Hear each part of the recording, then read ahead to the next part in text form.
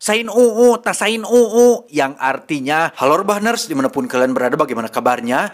Di video sebelumnya saya menemukan banyak sekali komentar tentang sebagian teman-teman Rebahaners yang tidak bisa pulang kampung, tidak bisa berkumpul bersama keluarga di hari Lebaran. Jujur saya sedih membacanya, sedih gitu bacanya teh. Karena 4 tahun lalu ketika saya masih kerja di restoran di kota besar, saya pun mengalami hal serupa. Bukan hanya sekali, tapi berkali-kali Lebaran tidak bisa berkumpul bareng keluarga seperti orang lain. Perih memang, tinggal terus tidur waktu itu tinggal di mes karyawan berdua bersama satu kawan asal Cianjur kalau nggak salah, yang juga sama-sama tidak pulang kampung. Banyak faktor yang menyebabkan saya dan kawan saya waktu itu tidak bisa pulang kampung. Salah satunya faktor ekonomi, sehingga mengetahui ada dari teman-teman Rebahaners yang mengalami hal serupa seperti yang saya alami dulu. Saya pribadi hanya bisa mengucapkan sabar, Anda tidak sendiri bro. Saya pernah mengalaminya. Sebagian subscriber IQ7 yang 5 juta orang ini pun pasti pernahlah mengalaminya. Jangan pernah menderita sendiri, jangan perih sendiri. Ada saya, John, dan teman-teman Rebahaners lain yang selalu menemani. Jadi dibawa santai aja, tidak perlu dibuat susah, oke? Semangat, ura! Kali ini khusus buat teman-teman yang tidak bisa pulang kampung, saya akan merangkum sebuah film berjudul Freelance tahun 2023. Tebak siapa jagoannya? Ya, ada John Cena, si pegulat WWE yang punya badan penuh daging, sehingga pastinya akan memicu adrenalin Anda semua untuk membrutal. Maka dari itu, langsung saja pasang handsfree, simetriskan khusus serbahan, kencangkan celana dalam, selamat menonton, dan ya, tepat sekali.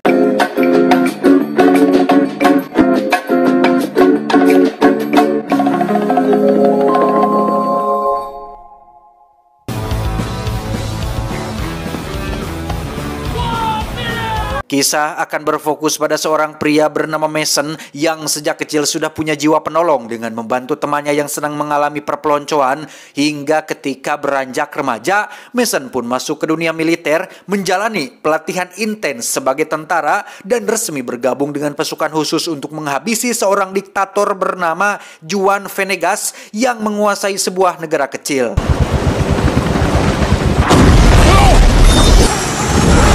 Dan ya, helikopter yang ia tumpangi pun jatuh setelah diserang musuh, di mana Mason menjadi satu-satunya tentara yang berhasil selamat dalam misi yang gagal tersebut. Dan inilah Mason sekarang, menjadi bapak-bapak kompleks biasa dengan bekas luka di tulang belakangnya yang merupakan cindera mata dari kegagalan misi terakhirnya, di mana Mason kini sudah punya istri dan 1 orang anak, serta bekerja sebagai pengacara untuk menghidupi keluarga kecilnya tersebut. Okay, you wanna drive?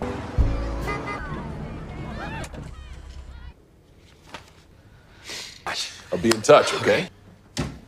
Sesaat setelah melakukan pertemuan dengan kliennya di kantor, Mason pun didatangi oleh sahabat lamanya ketika di militer bernama Sebastian yang bermaksud untuk silaturahmi, sekaligus ingin mengajak Mason pergi ke tempat usaha barunya. Think you need a lawyer. You know a good one? Ternyata Sebastian kini sudah menjadi seorang pemilik jasa keamanan swasta yang menerima klien dari seluruh dunia, sehingga sudah bisa ketebak maksud dari Sebastian menemui Mason adalah untuk menawarinya sebuah pekerjaan, 1 kali pekerjaan yang hanya bisa dilakukan oleh seorang berpengalaman seperti Mason, yaitu mengawal seorang jurnalis terkenal bernama Claire untuk meliput sosok yang dulu sempat jadi targetnya, yang tiada lain adalah sang diktator bernama Juan Venegas. Quiero que piensen en ella, sueñen con ella. Quiero que la acaricien. Mason tentu saja menolak tawaran ini karena ia jelas tak sudi jika harus mengawal seorang jurnalis untuk meliput orang yang sudah pernah menghabisi teman-temannya dulu. Namun ketika Sebastian menyebutkan angka $20.000 atau sekitar 300 juta rupiah lebih, Mason langsung berubah pikiran. 20 grand says you are. Who's a journalist? Tiba di rumah, Mason pun meminta izin kepada istrinya agar bisa pergi selama beberapa hari, di mana sang istri sempat melarang Mason untuk terjun lagi dalam dunia adrenalin. Namun dengan rangkaian kata penuh perwadulan, Mason pun berhasil meyakinkannya. Dan inilah Claire, seorang jurnalis terkenal yang harus Mason kawal, di mana Claire adalah salah satu orang paling beruntung yang diizinkan melakukan wawancara kepada Juan Venegas, sang diktator. Karena selama ini Venegas diketahui selalu menolak untuk diwawancarai oleh siapapun.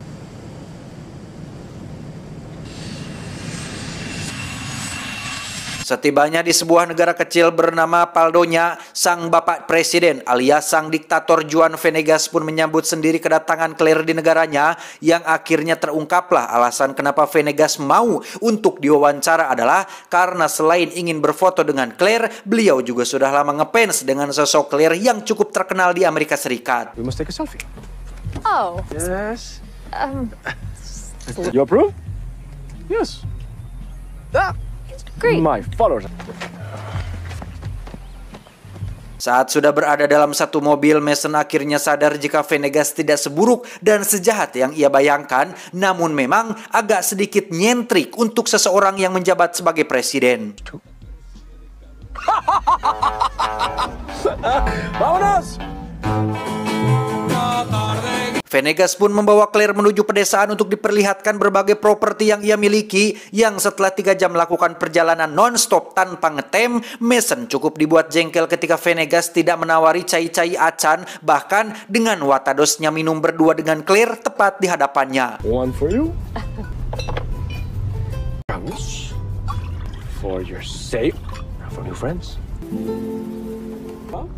Nice. Dan ya, satu mobil pengawal pun meledak oleh tentara bayaran, disusul dengan serangan dadakan yang juga berhasil menghabisi pengawal di belakang, sehingga Mason yang menjadi harapan terakhir pun harus membuat Claire dan Venegas tetap selamat, dan inilah yang ia lakukan.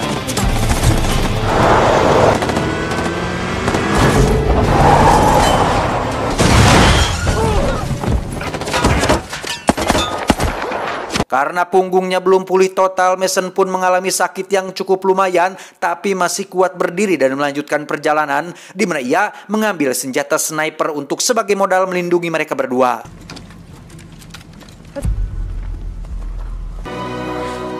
Sesampainya di tengah hutan, Mason pun menghubungi Sebastian untuk melaporkan tentang situasinya saat ini, sehingga demi keselamatan teman dan kliennya, Sebastian pun akan mengirim helikopter bantuan yang akan mendarat di tempat terbuka dekat hutan tersebut. So much for a milk run. Venegas pun meminjam telepon satelitnya untuk menghubungi keponakannya, yaitu Jorge, yang merupakan dalang di balik serangan barusan. Jorge dan si jenderal yang merupakan pimpinan tentara negara ini pun telah bekerja sama dengan pihak luar untuk melakukan kudeta atau pengambil alih kekuasaan yang selama ini terus dikuasai oleh Venegas. Nuestros socios no van a estar muy cómodos.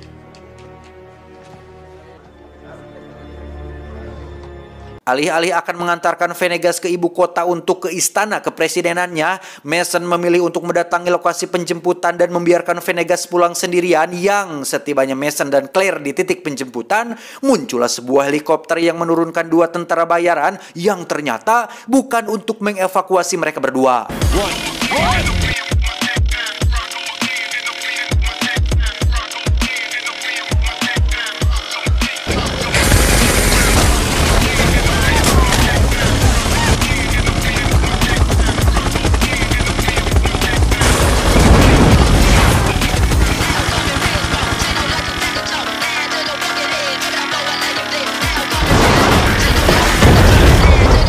Adrenalin pun semakin terpacu ketika Mason harus melindungi Claire dari serangan helikopter, di mana Mason akhirnya menemukan tempat sembunyi yang aman dan mulai membidik helikopter tersebut, sehingga inilah yang terjadi.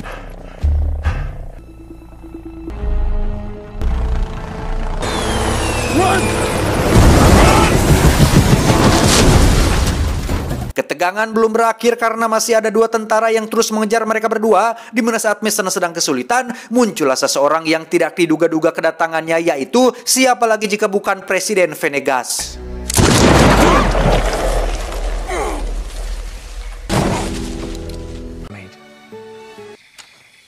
Juanita? Beralih ke lokasi helikopter jatuh, kita akhirnya akan melihat otak utama di balik kudeta yang dilakukan oleh Jorge, yaitu seorang mantan kolonel Rusia bernama Kolonel John, yang berambisi untuk menguasai bahan tambang melimpah di negara ini dengan cara membantu Jorge menjadi presiden baru agar mendapat izin untuk menambang sumber daya alam di negaranya sendiri. Need assure remains secure. Is that clear? Kembali ke Mason yang diajak Venegas ke sebuah desa yang merupakan tanah kelahirannya, mereka disambut baik oleh sang kepala desa yang merupakan teman baik dari Venegas sendiri, sehingga Mason dan Claire bisa sedikit bernafas lega untuk sementara waktu. Tak ingin menyia-nyiakan kesempatan, Claire langsung melakukan podcast bersama Venegas dengan Mason sebagai kameramennya, yang di sini akhirnya kita akan melihat sosok asli dari Presiden Juan Venegas yang di awal digambarkan sebagai sosok diktator kejam. Ternyata adalah seorang presiden yang cinta terhadap rakyatnya, cinta terhadap tanah kelahirannya, bahkan beberapa kali mendapat ancaman pembunuhan karena diketahui selalu melindungi sumber daya alam yang melimpah di negara ini dari pihak-pihak luar yang ingin menjajah dan menguasainya. Para enriquecer al pueblo de Paldoña. ¡Que viva Paldoña! Keesokan paginya setelah wawancara dengan Venegas sudah didapatkan, Mason pun mengajak Claire untuk langsung pulang. Namun Claire menjelaskan bahwa wawancara saja tidak cukup untuk membuktikan sosok asli presiden negara ini, sehingga Venegas pun mengajak mereka berdua pergi ke ibu kota apabila ingin bukti yang lebih kuat dan lebih real tentang sosok asli dirinya.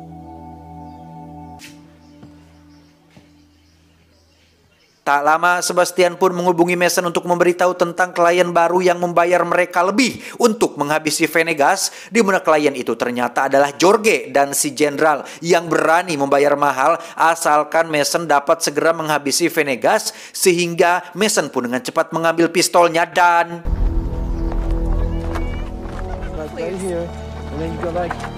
Ya, Mason nampaknya masih punya akal sehat dengan tidak menghabisi Venegas. Yang tak lama muncullah rombongan si Kolonel John yang datang untuk mencari Venegas dan sempat menghajar si kepala desa agar ia mau keluar. Melihat sahabatnya dianiaya, Venegas pun muncul untuk menyelamatkannya. Tapi karena nyawa seorang Venegas terlalu berharga dan sangat penting untuk negara Paldoña, Mason pun memutuskan untuk menyelamatkannya dengan menaiki kuda dan bermaksud untuk membawanya kabur. Get off! No, vaya, Venegas.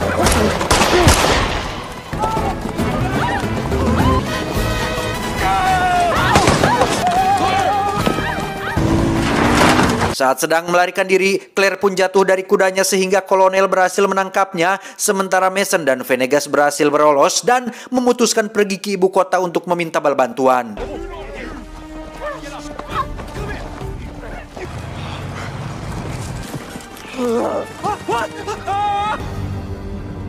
I don't give a rat's ass about journalists. Dalam perjalanan, mereka berdua pun mengobrol panjang lebar yang akhirnya terungkaplah bahwa pelaku yang menyerang Mason dan menewaskan teman-temannya beberapa tahun lalu bukanlah dirinya, melainkan pasukan pemberontak. Sehingga sudut pandang Mason terhadap Venegas pun berubah dan menganggap ia layak untuk dipertahankan. We'll stop here for the night, and then we end this charade. Setibanya di ibu kota, mereka berdua pun bersembunyi di sebuah gereja, di mana Mason mencoba menghubungi Sebastian untuk menceritakan tentang sosok Venegas yang seorang presiden baik yang hanya sedang berusaha membela tanah airnya sendiri, sehingga Mason memohon dengan sangat agar Sebastian menolak kontrak pekerjaan dari pihak Jorge dan si Jenderal. Make this go away. Dude, we need to talk. Keesokan paginya, Venegas menghubungi teman lamanya bernama Samsul yang merupakan koordinator massa pendemo, di mana Venegas meminta bantuan Samsul untuk menyelamatkan Claire dengan cara mengerahkan dan menukarkan dirinya sendiri demi keselamatan si Claire. Just a petite favor, my friend.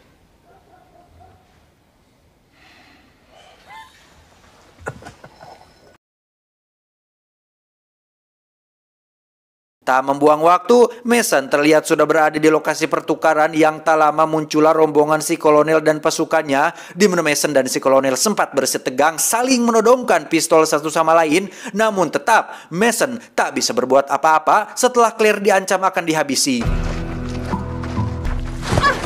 Okay. Dan ya, muncullah Presiden Venegas bersama ratusan pendemo yang sudah diatur Samsul agar datang menyerbu tempat ini, sehingga si kolonel dan pasukan pun dibuat kebelinger sampai-sampai tak menyadari jika Claire dan Presiden Venegas sudah hilang dari lokasi tersebut. Venegas pun membawa Mason dan Claire memasuki sebuah jalur rahasia tembus langsung ke istana kepresidenan yang memang dibuat khusus untuk keadaan darurat. Yang sesampainya mereka di ruangan pribadi milik presiden, di situ sudah ada si Jorge sedang selfie membayangkan dirinya menjabat sebagai presiden baru dan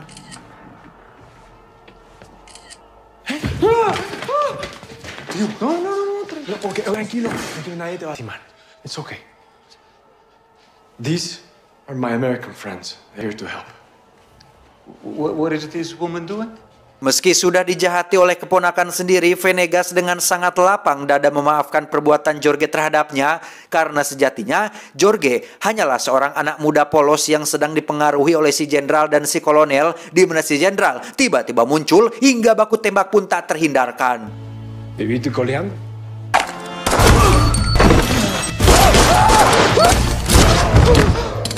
Si jenderal pun mau tertembak sementara Venegas masih hidup berkat jas khusus anti peluru yang ia pakai.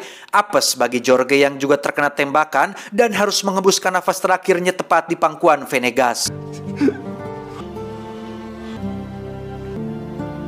Tak lama muncullah tentara nasional yang datang untuk menangkap Venegas karena dianggap sebagai pengkhianat, di mana Venegas pun langsung menunjukkan kebolehannya dalam berpidato dengan menjelaskan bahwa ia hanya sedang berusaha untuk membela negaranya dari penjajah, di mana saat para tentara ini mulai sadar dan memihak kepada presiden mereka sendiri, muncullah si kolonel dan pasukan hingga terjadi baku tembak edan-edanan. Defiendan su patria.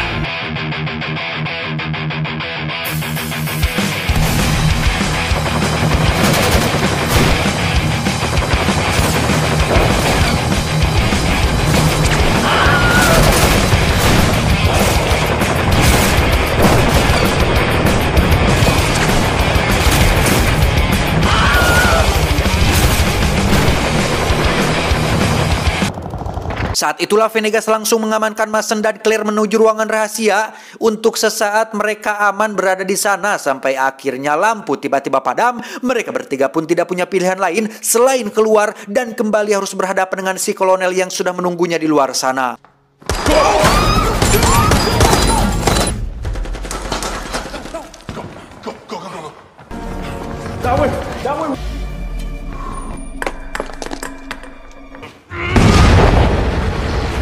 Dan ya, Mason pun nyaris mau terkena ledakan, di mana ia akhirnya terlibat duel 1 lawan 1 dengan si kolonel yang pernah jadi musuhnya Robert Michael di film Equalizer yang pertama, yang karena Mason punya massa otot lebih besar dari si kolonel dan sering bergaul dengan para pegulat WWE, ia pun berhasil mengalahkan si kolonel dengan sedikit bantuan dari si Claire.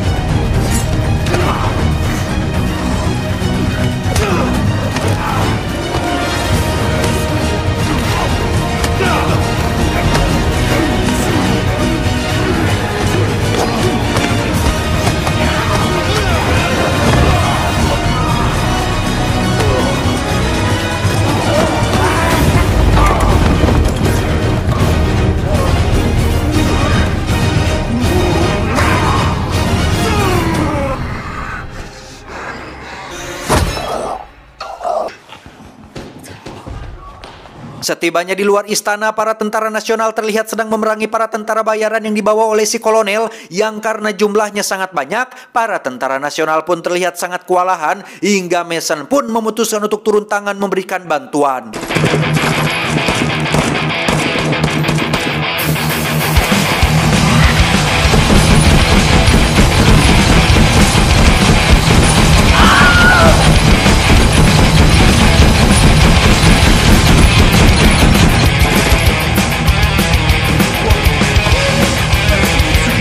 Saat itulah muncul Sebastian dan pasukan jasa keamanannya yang tentunya punya senjata lebih modern dan perlengkapan yang memadai, hingga para tentara bayaran pun berhasil dipukul mundur dan memberikan kemenangan untuk tentara nasional negeri ini.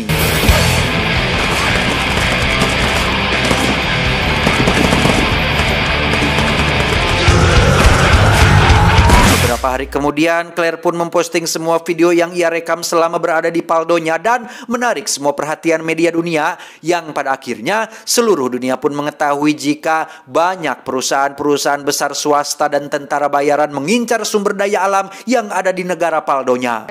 But I have to say, I really admire what you're doing. I really appreciate you too. I really do. Venegas pun melakukan jumpa pers untuk mengumumkan pengunduran dirinya sebagai presiden, di mana istri Mason yang sedang menonton acara itu pun sangat bangga dengan sosok suaminya yang menjadi pahlawan untuk negara Paldonya.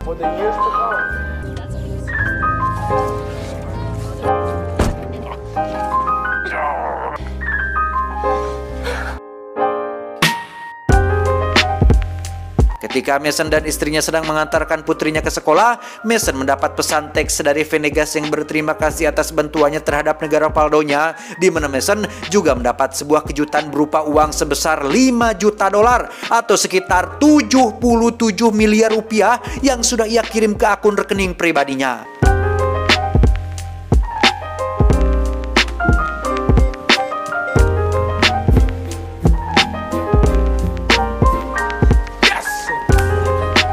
Just like that. Menyadari dirinya sudah banyak uang, Mason pun mengajak keluarganya untuk pergi ke Mekah dan memutuskan untuk memberangkatkan umroh satu kecamatan agar mendapat ganjaran luar biasa saat di akhirat nanti. Labbaik Allahumma labbaik, labbaik la syarika laka labbaik, innal hamda wan ni'mata laka wal mulk la syarika lak. Tamat ending yang cukup menghalalkan.